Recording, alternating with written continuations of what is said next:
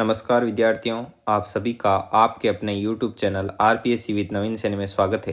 विद्यार्थियों, हमने कल वाले वीडियो में राजस्थान का जो प्रजामंडल था, प्रजामंडल के बारे में हमने कंप्लीट कर लिया था। प्रजामंडल हमारा कंप्लीट हुआ। अब हम आज से शुरू करेंगे एकीकरण। अब देखो, एकीकरण क्या है, क्या नहीं है, कैसे नहीं है, इसके बारे में हम अध्ययन करेंगे। देखो, हुआ क्या था कि जब देश आज़ाद हुआ, भाई, जो भारतीय स्वतंत्रता अधिनियम 1947 की जो धारा 8 है, उसके अनुसार भारत की सभी रियासतों से ब्रिटिश प्रभुसत्ता क्या हो गई, समाप्त हो गई।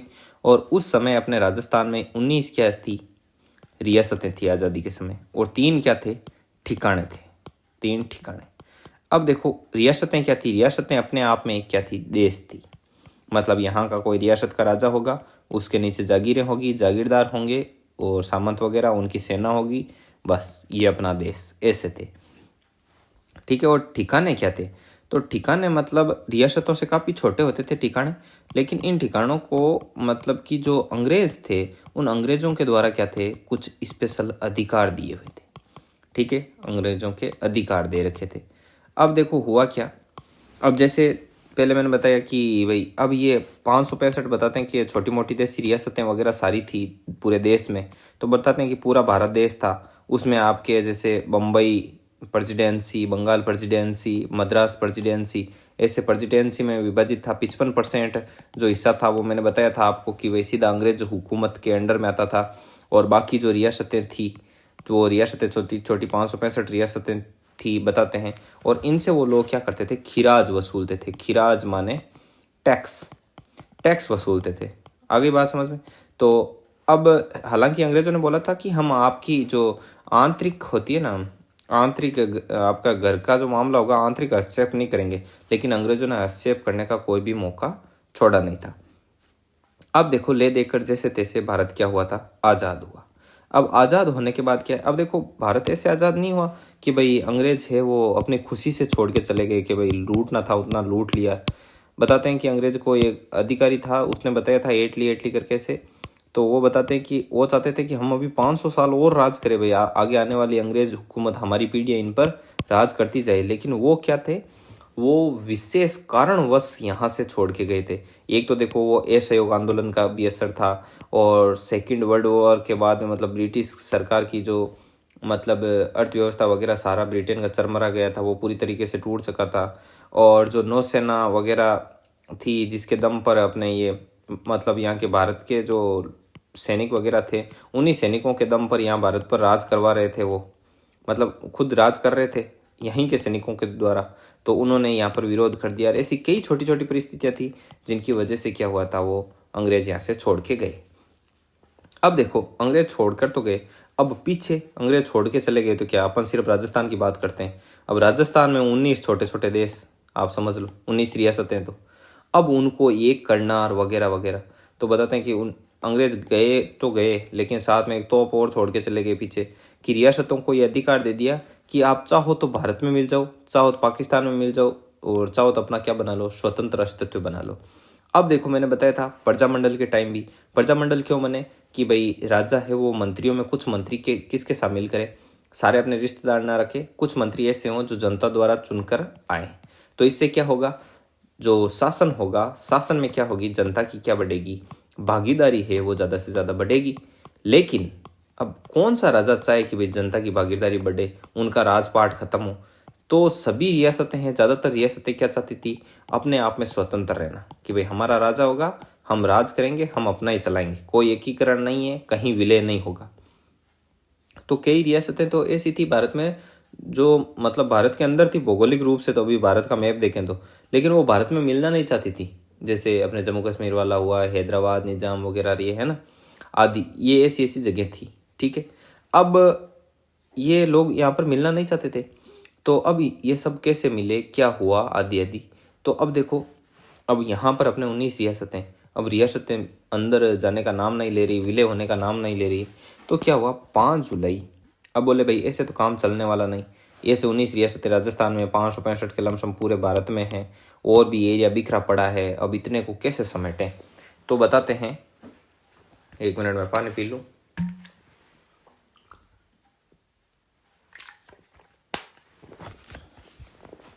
तो हुआ क्या था, 5 जुलाई 1947 को रियासती विभाग स्थापित किया गया।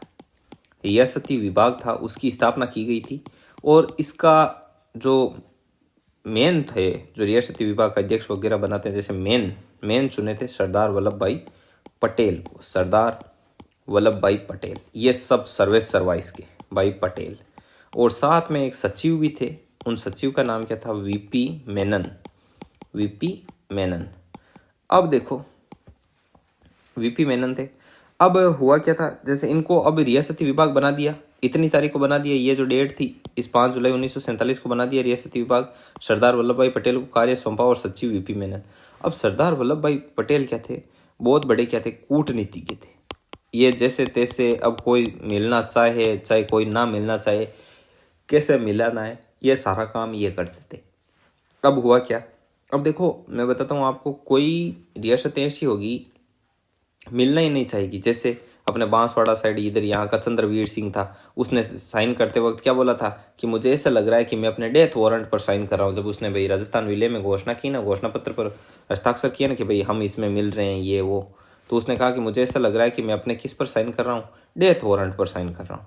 तो अब कौन मिलना चाहेगा। लेकिन अब रियासती विभाग की स्थापना हो चुकी है। अब सरदार वल्लभ भाई पटेल एक एक रियासत को किसमें शामिल करेंगे, राजस्थान में विलय करेंगे। और यही राजस्थान का क्या है, एकीकरण है। अब देखो, इसके अंतर्गत बताते हैं कि बीकानेर रियासत के जो उसमें थे शार्दुल सिंह जी, क्या नाम था, शार्दुल सिंह ने सर्वप्रथम विलय पत्र पर क्या किए थे, हस्ताक्षर किए थे सर्वप्रथम। और देखो, और सबसे अंत में किसने किए, तो सबसे अंत में किए थे धौलपुर के शासक थे, धौलपुर के शासक थे आपके उदय भान सिंह। इन्होंने सबसे अंत में क्या किए थे, साइन किए थे। अब देखो, रियासती विभाग के अनुसार ये रियासत विभाग था, तो अब भाई पूरे रियासती विभाग में ये जो कुछ अपना फरमान जारी करेंगे वो चलेगा। तो रियासती विभाग के अनुसार इन्होंने एक जारी किया, एक मतलब जो सरकार के द्वारा ऐसा निकलवाया गया रियासती विभाग के द्वारा एक रूल, कि वही रियासतें अपना स्वतंत्र अस्तित्व बनाए रख सकती थी। मतलब ऐसे तो सभी लोग चाहते थे कि हम स्वतंत्र हैं, लेकिन इन्होंने रूल बना दिया कि केवल वही रियासतें स्वतंत्र अस्तित्व बना रख सकती है जिनकी वार्षिक आय 1 करोड़ से ज़्यादा हो, और जनसंख्या क्या हो, 10 लाख या फिर इससे भी क्या होनी चाहिए, अधिक होनी चाहिए। ठीक है। और राजस्थान में ऐसी सिर्फ 4 रियासतें थी, कि जिनकी या तो 1 करोड़ से अधिक वार्षिक आय हो या जनसंख्या 10 लाख या फिर इससे भी अधिक हो। तो वो रियासतें 4 कौन कौन सी थी, तो बताते हैं। उसमें एक बीकानेर थी, एक जयपुर थी, एक उदयपुर और एक जोधपुर। ठीक है। अब देखो, अब स्वतंत्रता के समय और अपने यहाँ क्या स्थिति थी, अपने यहाँ पर ऐसी स्थिति थी कि 19 स्वदेशी रियासतें, ये मैंने बता दिया। और 3 क्या थे, 3 थे ठिकाने, 3 ठिकाने थे। और कुशलगढ़, कौन कौन से थे, कुशलगढ़, लावा और नीमराण, ये अपने यहाँ पर क्या थे, 3 ठिकाने थे। ठीक है। अब देखो, और यहाँ पर क्या थे, 19 देशी रियासतें, 3 ठिकाने और एक केंद्र शासित प्रदेश था। ठीक है। और वहाँ पर कौन बैठता था, चीफ कमिश्नर द्वारा प्रशासित एक केंद्र शासित प्रदेश था। कौन सा, अजमेर मेरवाड़ा। ठीक है, अजमेर मेरवाड़ा में लिख देता हूँ। आगे बात समझ में, ये स्थिति थी। और एकीकरण किसे कहते हैं, कैसे हुआ, क्या हुआ, रियासती विभाग कैसे बनाया, ये सब समझ में आ गया। अब हम इस चीज को एक बार नोट्स में पढ़ लेते हैं। आओ, नोट्स पर क्या लिखा हुआ है यहाँ पे, पढ़ो इसको। ये नोट्स है, इसको अपन एक बार अंडरलाइन करते हुए पढ़ लेंगे, आपके रिवीजन हो जाएगा। राजस्थान का एकीकरण। भारतीय स्वतंत्रता अधिनियम 1947 की धारा 8 के अनुसार भारत की सभी रियासतों से ब्रिटिश प्रभुसत्ता क्या कर दी गई थी, समाप्त कर दी गई थी। ठीक है। उसके बाद में रियासतों को यह अधिकार दिया गया कि वे चाहे तो भारत में मिले, चाहे तो क्या करे, चाहे तो भारत में मिले या पाकिस्तान में, या अपना स्वतंत्र अस्तित्व बनाए रखे। 5 जुलाई 1947 को रियासती विभाग की क्या कर दी गई थी? स्थापना। सरदार वल्लभ भाई पटेल को सौंपा सारा कार्यभार और सचिव बने वीपी मेनन। आगे बात समझ में, आगे बढ़ो। बीकानेर रियासत से शार्दुल सिंह जी ने सर्वप्रथम विलय पत्र पर क्या किए थे? हस्ताक्षर किए थे। और सबसे अंत में, कि भाई सबसे लास्ट में किसने हस्ताक्षर किए? तो सबसे अंत में धौलपुर के शासक उदय भान सिंह ने क्या किए थे? हस्ताक्षर किए थे। ठीक है। और विद्यार्थियों देखो, मैं एक चीज बता देता हूँ इसके अंतर्गत, और क्या है कि रियासती विभाग के अनुसार केवल वही रियासतें अपना स्वतंत्र अस्तित्व बनाए रख सकती थी जिनकी वार्षिक आय कितनी हो? 1 करोड़, व जनसंख्या 10 लाख या इससे अधिक हो। ठीक है।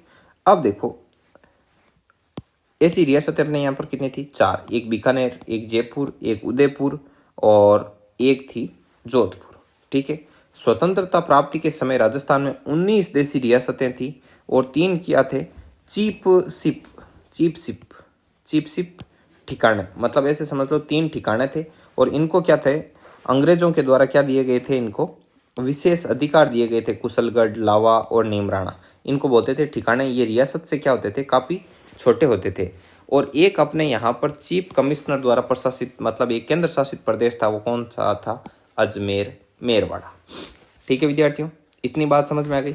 अब देखिए, अब हम यहाँ तक पढ़ा था अभी अपन ने, और इतना मैंने यहाँ पर नोट्स में वापस आपको एक बार रिवाइज करवा दिया। अब देखो, हमारे राजस्थान का क्या होगा? एकीकरण होगा। और वो एकीकरण कितने चरणों में हुआ? तो एकीकरण हुआ था 7 चरण। टोटल कितने चरण थे? 7 चरण। 7 चरण में एकीकरण कंप्लीट हुआ और इसमें 8 वर्ष 7 माह है और 14 दिन का क्या लगा था? समय लगा था। आगे बात समझ, 8 वर्ष 7 माह है, 14 दिन का क्या लगा? समय लगा। अब देखिए, इसमें चरण चलेंगे, मतलब 7 चरणों में हुआ। तो अब हम पढ़ते हैं प्रथम चरण। अभी देखो, एक बार के लिए मैं इनकी आपको डेट वगैरह सब बता दूंगा कि भाई इनके कौन कौन हैं, यहाँ मेन क्या थे, इसको किस नाम से जाना जाता है। और उसके बाद में मैं आपको इसको याद रखने के तरीके भी बताऊंगा कि भाई आपको इसे याद किस किस प्रकार से रखना है। ठीक है विद्यार्थियों, तो देखो, प्रथम चरण है, इसको बोलते हैं मत्स्य संघ। और मत्स्य संघ ये प्रथम चरण था। ये कब शुरू हुआ? 18 मार्च 1948। मतलब प्रथम चरण की ये डेट है 18 मार्च 1948। और इसमें कौन कौन से भाई रियासतें वगैरह थी जो क्या हुई, इसके अंदर शामिल हुई? तो देखो, जैसे इसको याद रखने का तरीका, सबसे पहले ये राजस्थान का रफ मैप है और इसमें यहाँ पर क्या है? अलवर, भरतपुर, धौलपुर, करौली। और जो नीमराणा है, वो नीमराणा एक ठिकाना है, लेकिन ठिकाना भी कहाँ है भाई? अलवर में ही जगह है नीमराणा। तो यहाँ का क्या था? ये ठिकाना, तो ठिकाना भी इसके साथ लेंगे। तो मत्स्य संघ डेट कितनी? 18 मार्च 1948। और इसके अंतर्गत किस किस चीज़ का, मतलब किन किन स्थानों का विलय हुआ था, किन किन रियासतों का विलय हुआ? तो वो विलय हुआ अलवर का, भरतपुर का, धौलपुर का और करौली का और नीमराणा का। इनका क्या हुआ था?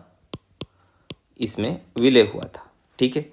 अब देखो, मत्स्य संघ जो नाम है वो के.एम. मुंशी के उदयभान सिंह ये थे। देखो, मत्स्य संघ, इसके बारे में बता दूं, इसको क्या कहते हैं? मत्स्य संघ कहते हैं, मत्स्य संघ। और इसके जो उपराज प्रमुख थे यहाँ के, वो कौन कौन थे? देखो, उपराज प्रमुख तो वो थे, करौली के महाराजा थे गणेश पाल सिंह। अब देखो, एक बार के लिए आप इनको पढ़ लेना भाई, किसके कौन कौन है, कौन कौन नहीं है, डेट, फिर इसको डेट याद रखने की ट्रिक, जो इसके जो मेन नाम है वो याद रखने के ट्रिक, सब कुछ बताएंगे आपको अलग से। ठीक है। राजधानी कौन सी थी? राजधानी थी अलवर। और देखो, उद्घाटन का क्या है? उद्घाटन के बारे में, उद्घाटन हुआ भरतपुर के किले में किया गया था उद्घाटन। किसके द्वारा किया गया? भरतपुर के किले में केंद्रीय खनिज मंत्री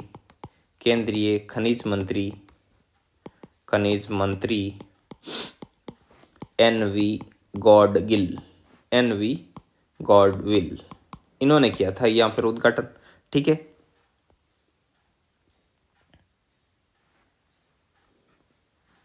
अब देखो आगे देखो, मत्स्य संघ थे, ये मत्स्य संघ था, तो इसके प्रधानमंत्री कौन थे? तो इसके प्रधानमंत्री थे शोभाराम कुमावत, शोभाराम कुमावत। और देखो, और इसकी वार्षिक आय कितनी थी? इस मत्स्य संघ में जितने भी आए उनकी वार्षिक आय थी टोटल मिला के 184 लाख रुपए। ठीक है, अब ये हुआ प्रथम चरण। अब देखो द्वितीय चरण होगा, तो द्वितीय चरण देखो ऐसे चलेगा, यहाँ वाला आएगा क्षेत्र ज्यादातर। देखो किशनगढ़, टोंक, शाहपुरा, कोटा, बूंदी, झालावाड़, प्रतापगढ़, डूंगरपुर, बांसवाड़ा व कुशलगढ़। अब देखो कुशलगढ़ भी क्या है, कुशलगढ़ भी क्या है, ठिकाना है, लेकिन ये इसके साथ क्यों आया? क्योंकि इसमें बांसवाड़ा आ गया, तो ये कुशलगढ़ भी किसके साथ आ जाएगा? बांसवाड़ा के साथ ही। अब देखो, अब शुरू होता है द्वितीय चरण। तो द्वितीय चरण को लेकर क्या मामला है? द्वितीय चरण, द्वितीय चरण, द्वितीय चरण को क्या बोलते हैं? जैसे पहले को राजस्थान वो मत्स्य संघ बोला, वैसे द्वितीय चरण को बोलते हैं राजस्थान संघ ऑब्लिक पूर्वी राजस्थान, ऑब्लिक पूर्वी राजस्थान। और इसकी डेट कितनी है? इसकी डेट है 25 मार्च 1948। अब ये डेट वगैरह याद रखने के बाद में जब ये टॉपिक कंप्लीट होगा ना, तब मैं उसको आपको सबकी क्या बताऊंगा, ट्रिक बताऊंगा कि इसको कैसे याद रखते हैं। अब इसमें किस किस का विलय हुआ? तो इसमें 9 रियासतें और 1 ठिकाना था, 9 रियासतें प्लस 1 ठिकाना। अब 9 रियासतें हैं, इनमें 9 रियासतें कौन कौन सी थी? तो देखो किशनगढ़, किशनगढ़, टोंक, शाहपुरा, कोटा, बूंदी, झालावाड़, प्रतापगढ़ एंड डूंगरपुर, बांसवाड़ा और बांसवाड़ा और कुशलगढ़, यह आ गया कुशलगढ़। तो देखो 1 2 3 4 5 6 7 8 और 9, ये 9 तो हो गई रियासतें, और ये कुशलगढ़ ये क्या गया आपका ठिकाना, जो किसके अंतर्गत है? बांसवाड़ा के। ठीक है, अब यहाँ राजधानी किसको बनाया? यहाँ पर राजधानी बनाया था कोटा को, और राज प्रमुख कौन थे यहाँ के? राज प्रमुख थे आपके भीम सिंह। भीम सिंह भी कौन से? कोटा वाले, वही भीम सिंह। और देखिए आगे, और जो आपके उप राज प्रमुख है, उप राज प्रमुख, वो बनाया गया था बहादुर सिंह को, बहादुर सिंह। और बहादुर सिंह कौन से थे? बहादुर सिंह थे बूंदी वाले। ठीक है, और इनकी वार्षिक आय है आपके 2 करोड़। ठीक है, और पीएम कौन थे? तो पीएम थे गोकुल लाल असावा। अब ये गोकुल लाल असावा कौन है? तो गोकुल लाल असावा है आपके शाहपुरा प्रजामंडल के नेता, शाहपुरा प्रजामंडल के नेता है। ठीक है, और उद्घाटन किसने किया? तो इसका उद्घाटन भी किया था एन.वी. गॉडविल, एन.वी. गॉडविल। आ गई बात समझ में? अब देखिए, अब शुरू होता है आगे तृतीय चरण। अब देखो विद्यार्थियों, आगे तृतीय चरण शुरू होता है। अब देखो तृतीय चरण को लेकर क्या सीन है? तो तृतीय चरण आपके शुरू हुआ, और तृतीय चरण में किसको शामिल किया गया? तो तृतीय चरण में मेवाड़ रियासत को राजस्थान संघ में मिला लिया गया, मेवाड़ रियासत को राजस्थान संघ में मिला लिया गया। याद करने का तरीका मैंने बता दिया कि प्रथम चरण में ये आ गए अलवर, भरतपुर, करौली वाला, ये नीमराणा वगैरह।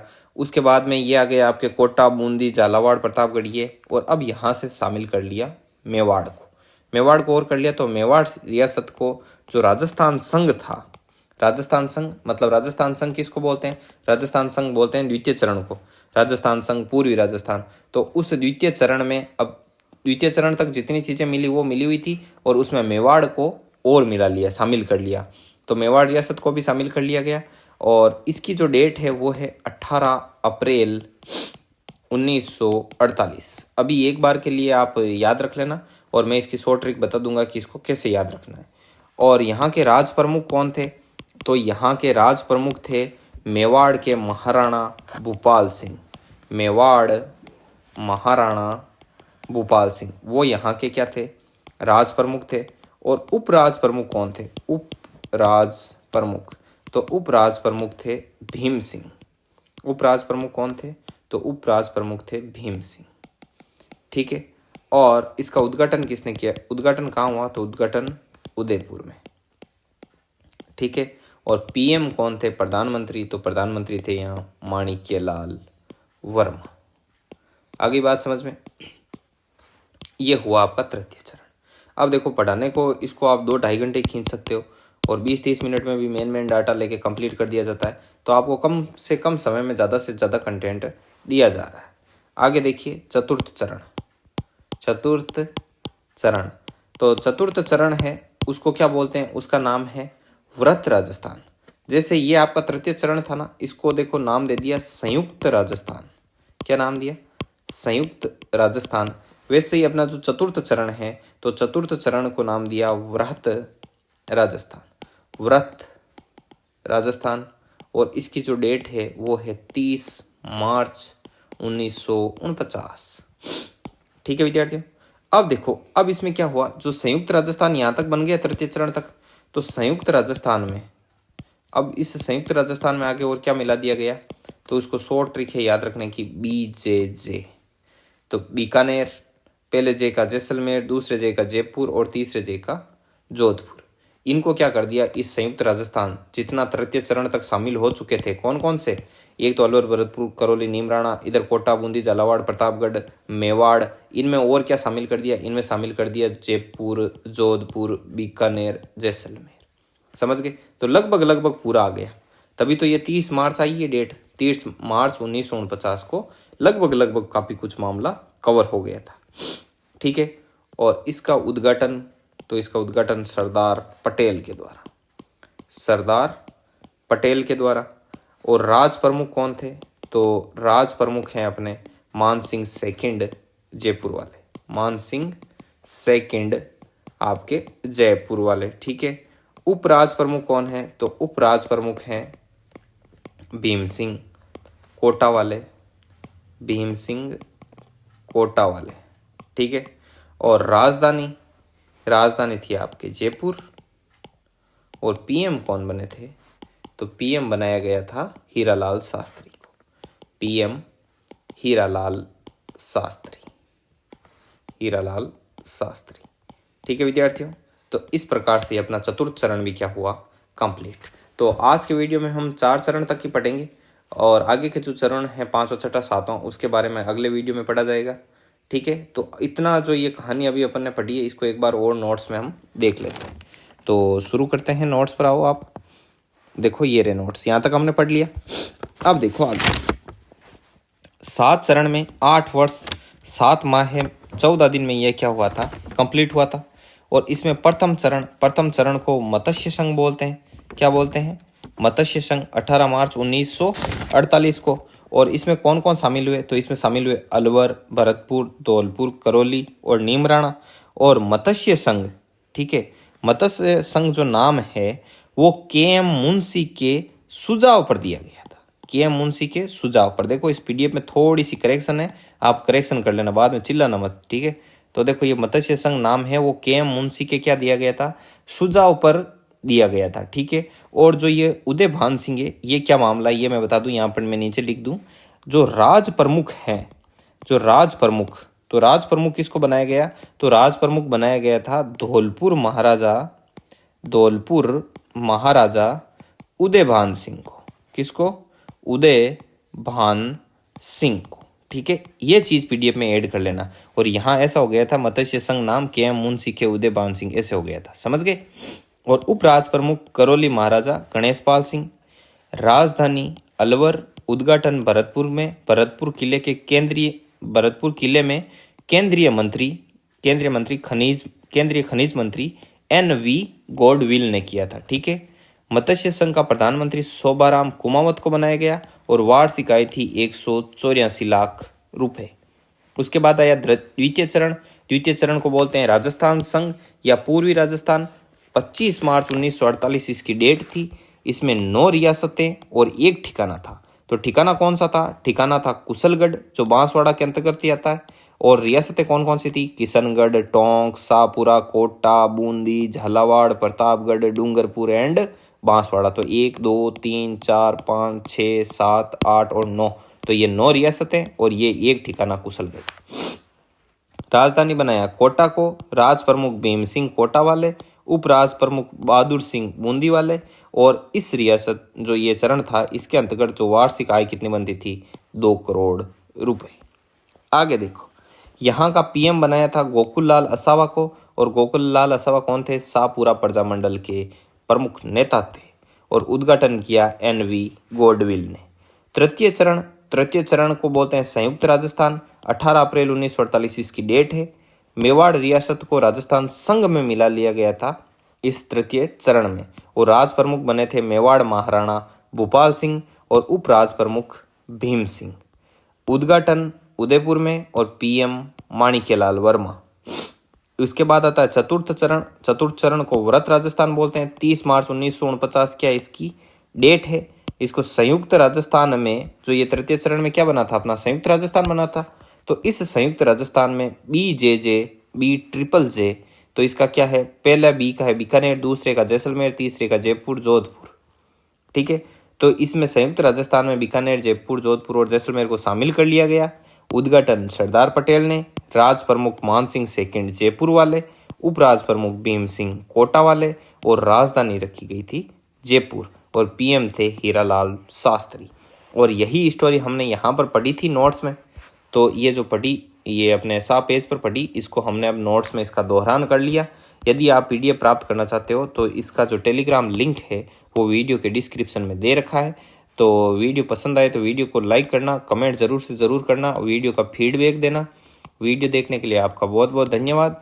वीडियो को ज़्यादा से ज़्यादा लोगों तक आप शेयर किया करो, चैनल को सब्सक्राइब किया करो, और आसपास के लोगों को चैनल के बारे में ज़रूर से ज़रूर बताया करो। ठीक है विद्यार्थियों, मिलते हैं नेक्स्ट वीडियो में। तब तक के लिए जय हिंद, जय भारत।